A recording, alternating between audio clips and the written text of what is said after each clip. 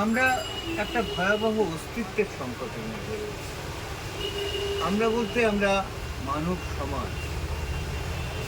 এই মানব সমাজে যারা মানুষের প্রতি আস্থা রেখে চলার কথা ভাবেন, যারা মানুষকে ভালোবেসে চলার কথা ভাবেন, তা তিনি যেই ধর্মেরই মানুষ হন না কেন, তিনি পবিত্র ইসলামের অনুসারী হন বা প্রচলিত হিন্দু ধর্মের যে বিভিন্ন তরিকা অর্থাৎ শৈব, বৈষ্ণব, শাক্ত ইত্যাদি যে মতাবলম্বী হন, যিনি প্রকৃতভাবে ধর্মাচরণ করে চলেন, পরধর্মের প্রতি যিনি শ্রদ্ধাশীল, যেটা পবিত্র ইসলামেরও মূল মর্মবাণী, সবাইকে ভালোবাসো, এবং প্রচলিত হিন্দু ধর্মের যে বিভিন্ন তরিকা তারও মূল মর্মবাণী সবাইকে ভালোবাসো, কারোর প্রতি অহেতুক হিংসা, দেশ, হানাহানির মানসিকতা নিয়ে চলে। কিন্তু দুর্ভাগ্যের বিষয়, গোটা বিশ্বের যে সামগ্রিক পরিস্থিতি, তার সঙ্গে যেন আমরা এক প্রতিযোগিতায় নেমেছি। আমরা ভারতবাসী। আমাদের এখানে ঐতিহাসিক বাবরি মসজিদ ধ্বংসের পর থেকে যে ভয়াবহ পরিস্থিতি, মানুষের সঙ্গে মানুষকে বিভাজিত করে দেওয়ার যে ভয়াবহ পরিস্থিতি, আর তার সঙ্গে কিছু রাজনীতির ব্যবসাদারের সঙ্গে এ এক গভীর যন্ত্রণা। আমরা তো ভাবতে পারিনি পণ্ডিত নেহেরুর ভারত, মৌলানা আজাদের ভারত, ইন্দিরা গান্ধীর ভারত, জ্যোতি বসুর ভারত, EMS নামুদ্দিপাদের ভারত, সেই ভারতে কখনো এভাবে একটি ধর্মের পবিত্র উপাসনালয় অপর ধর্মের মানুষ শুধুমাত্র বিদ্বেষ থেকে ভেঙে দেবে, আর নির্বাচিত সরকার দর্শকের ভূমিকা পালন। সেটা তো ছিল 92 সালের ঘটনা, কিন্তু আজ প্রতিটি পদে পদে যেন আমাদের কাছে সেই একই ঘটনার পুনরাবৃত্তি ঘটাবার এক ভয়ঙ্কর একটা প্রচেষ্টা চলছে।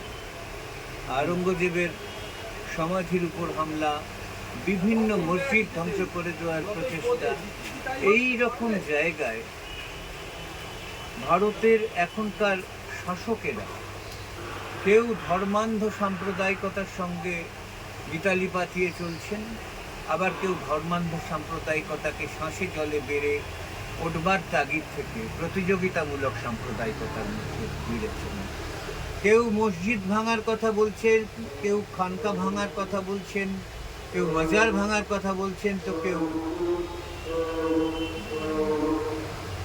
আর একটা মন্দির তৈরি করার কথা বলছেন। আবার একটা মন্দিরকে ঘিরে এক ধরনের ধর্ম নয়, ধর্মের রাজনৈতিক প্রতিযোগিতা, সেই প্রতিযোগিতার মধ্যে কেবলমাত্র অপর ধর্মের মানুষদের সঙ্গে বিদ্বেষ তা নয়, অপর ভাষার মানুষদের সঙ্গেও বিদ্বেষ গড়ে তোলা এক ভয়াবহ পরিস্থিতি। এইরকম জায়গায় দাঁড়িয়ে নিউ লেখা প্রকাশনীর পক্ষ থেকে যখন আমাকে এরকম একটি বইয়ের অনুরোধ করা হলো, আমি কাজটা নিয়ে অনেকদিনই ভাবছিলাম, নিজের মতন করে চেষ্টা করছিলাম। আমি আন্তরিক কৃতজ্ঞ যে এইরকম সংকটময় সময় এইরকম একটি বই তারা বের করবার মতো সাহস দেখিয়েছেন।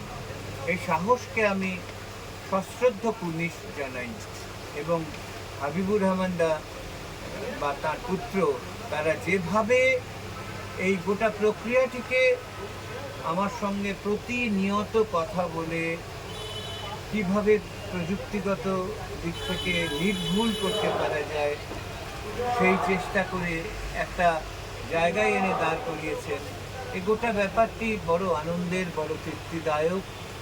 আমার বিশ্বাস আপনারা সবাই মুক্ত মন নিয়ে, হিন্দু মুসলমান নির্বিশেষে মুক্ত মন নিয়ে নিশ্চয়ই ভারতীয় মুসলমান সমাজকে কি অস্তিত্বের সংকটের মধ্যে ফেলে দেওয়া হচ্ছে সেই জায়গাটা ঘিরে আপনারা ভাববেন।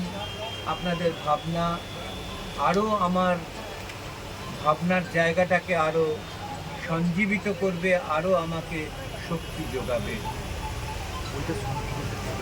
এই বইয়ের মধ্যে যে চেষ্টাগুলি করেছি, আমাদের সবথেকে বড় সংকটের জায়গা হচ্ছে মুসলমান সমাজকে তাদের সার্বিক উন্নতির নাম করে, তাদের শিক্ষার দুনিয়ার উন্নতি, তাদের অর্থনৈতিক উন্নতি, তাদের সামাজিক সাংস্কৃতিক উন্নতি, এই জায়গাগুলো প্রায় অবহেলিত হয়ে যাচ্ছে। রাজনীতির লোকেরা মুসলমান সমাজেরই টাকা মুসলমান সমাজকে দিয়ে রাজনৈতিক বাহবা কুড়াতে চাইছে। এভাবে তারা অপর ধর্মের লোকেদের মধ্যে একটা বিভাজনের রাজনীতিকে তৈরি করে দিতে চাইছেন, যাতে ধর্মান্ধ রাজনীতির লোকেরা খানিকটা সুবিধে করে নিতে পারে। এই জায়গা থেকে মুসলমান সমাজের যে অর্থনৈতিক সংকট এবং শিক্ষার দুনিয়ার যে সংকট, একটা ঐতিহাসিক কারণ বারবার বলা হয় মুসলমান সমাজ আধুনিক ইউরোপীয় শিক্ষা ব্যবস্থার যে জায়গা হলো আমাদের 19 শতকে, সেটা নাকি তারা নেননি।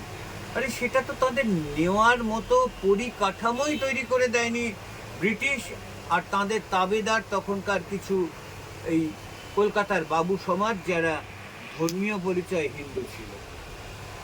আপনারা বলুন তো, কলকাতার যে বাবু সমাজ, যাদেরকে 19 শতকের নবজাগরণের প্রতিভা বলা হয়, তাদেরকে ঘিরে সুনীল গঙ্গোপাধ্যায়ের যে ঐতিহাসিক দুটি উপন্যাস, প্রথম আলো আর সেই সময়, এই দুটি উপন্যাসে মুসলমান সমাজের উল্লেখের জায়গা কোথায়? আমি এটা সুনীল বাবুর কোনো দোষের কথা বলছি না।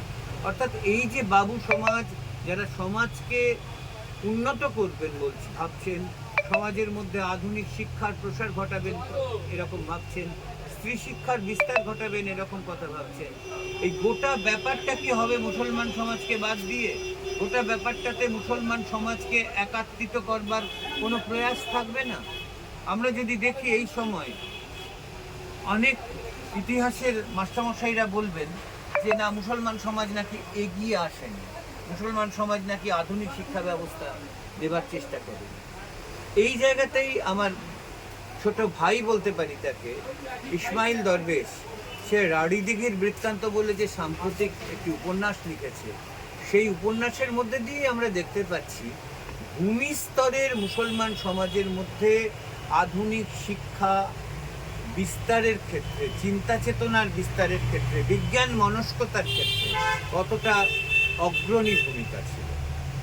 অর্থাৎ তখনকার হিন্দু সমাজের যারা প্রতিনিধি, যারা মুরব্বী বলে নিজেদের মনে করতেন, তারা ইচ্ছাকৃতভাবে মুসলমান সমাজকে অন্ধকারে রেখে দেওয়ার জন্য তাদের মধ্যে যে ধরনের ধর্মজনিত একটা যন্ত্রণার জায়গা, অর্থাৎ ইউরোপীয় ঔপনিবেশিক শাসকেরা আসার ফলে যেভাবে মুসলমান সমাজের জান মাল ধর্ম সমস্ত কিছুকে সংকুচিত করেছে, তাদের অর্থনৈতিক অধিকার কেড়ে নিয়েছে, এই জায়গাটা জনিত একটা যন্ত্রণা থেকে যারা খানিকটা নিজেদেরকে একটু আড়ালে রাখার চেষ্টা করছিলেন, তাদেরকে বুকে জড়িয়ে নেওয়ার ক্ষেত্রে সংখ্যাগুরু সমাজের যে ভূমিকা থাকা উচিত ছিল, সেই ভূমিকা তারা রাখেন।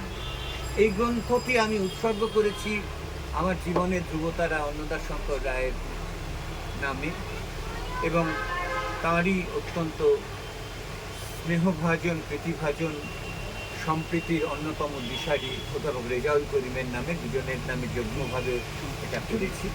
এবং আমার বিশ্বাস যে এই দুজন মানুষ যেভাবে সম্প্রীতির পক্ষে গোটা জীবন কাজ করে গেছেন, সেই ধারা যেন আমরা আমাদের জীবন দিয়েও রক্ষা করতে পারি। আপনারা বইটি পড়ুন, আপনাদের মূল্যবান মতামতের অপেক্ষায় রইলাম। সবাই ভালো থাকবেন।